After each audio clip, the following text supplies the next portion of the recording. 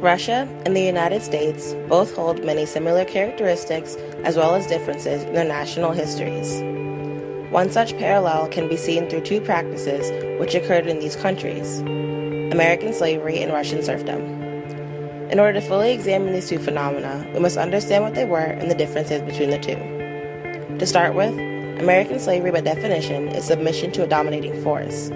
The individuals labeled as slaves were considered personal property and classified as items to their masters with no personal rights.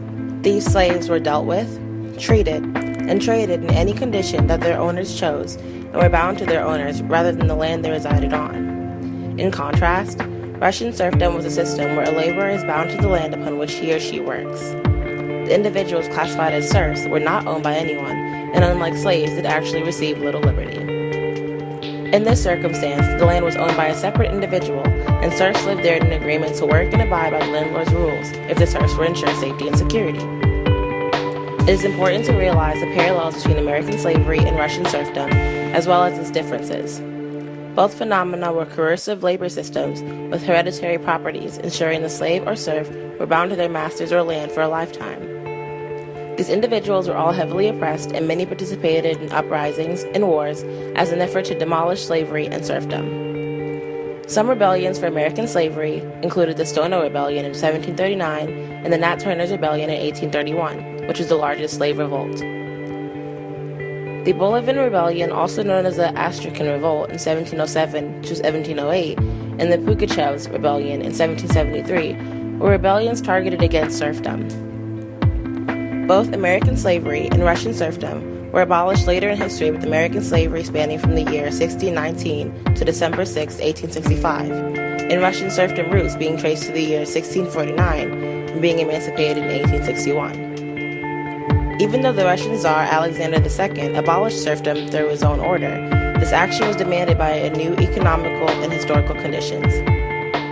The natures of both reforms were capitalist, meaning it was heavily influenced by private owners of trade and industry rather than directly by the state. The effects of American slavery and Russian serfdom are still present in current societal aspects of both countries.